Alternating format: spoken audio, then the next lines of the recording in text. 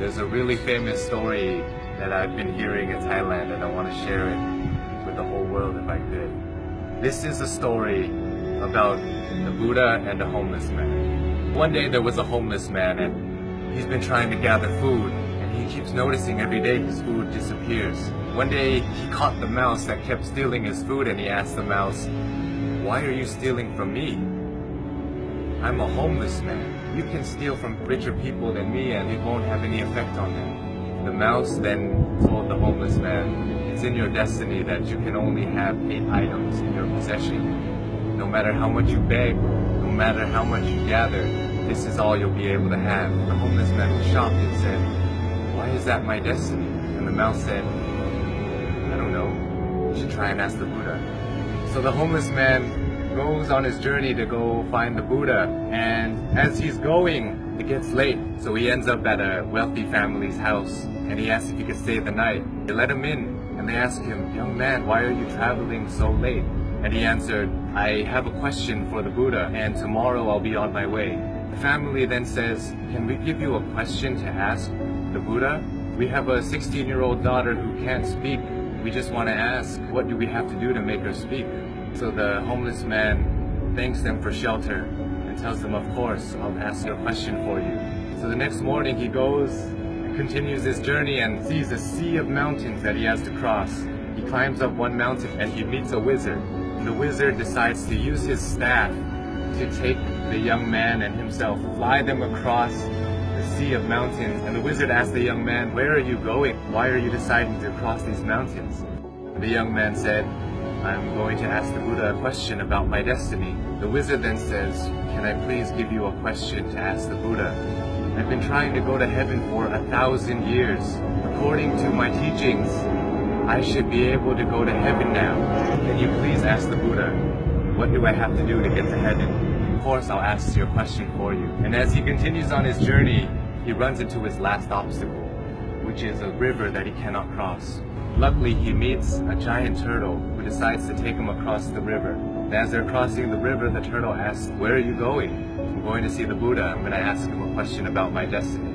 The turtle then says, "Can you please ask a question for me too? I've been trying to become a dragon for 500 years. According to my teachings, I should have become a dragon by now.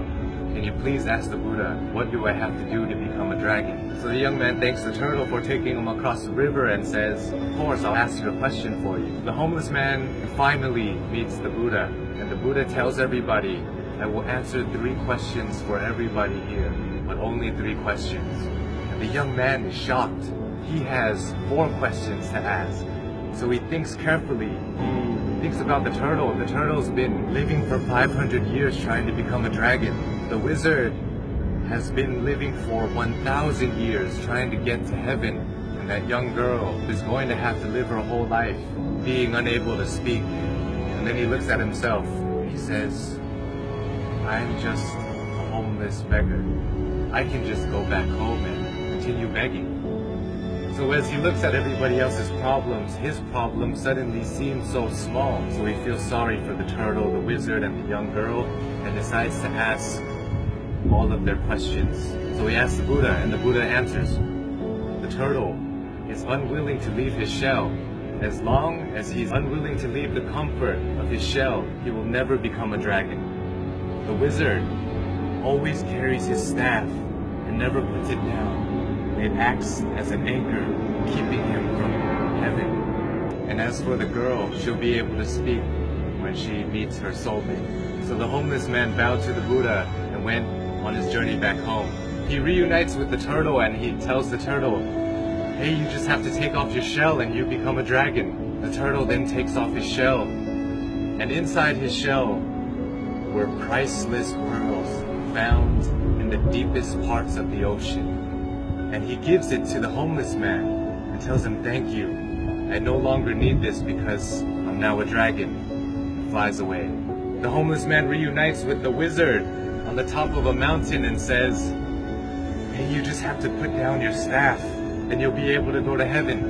The wizard lets go of his staff by giving it to the young man.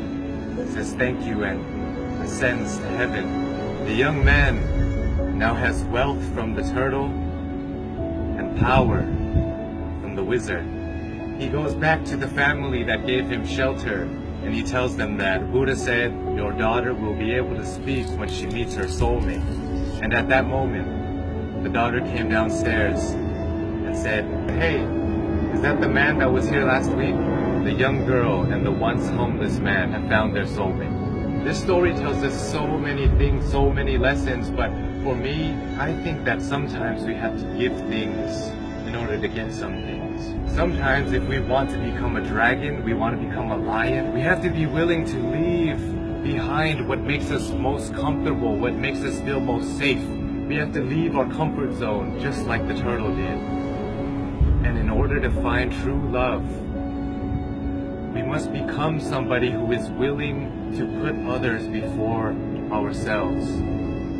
When you're alone and when you're lost in your thoughts, sometimes your problems seem so big and it may seem like it's the end of the world, but if we look at other people's lives, other people who don't have as much opportunity as us and who have it worse than us, sometimes it makes our problems seem so much smaller. And if we're willing to lend a hand to those who are struggling more than us, willing to help them, it may change the course of your life, your destiny, and the universe may repay you in such a way that you never would have imagined.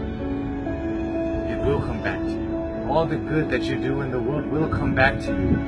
If you're going through hard times right now, I hope this story helps. My name is Sean. I love you all, and I hope you have a wonderful, wonderful life.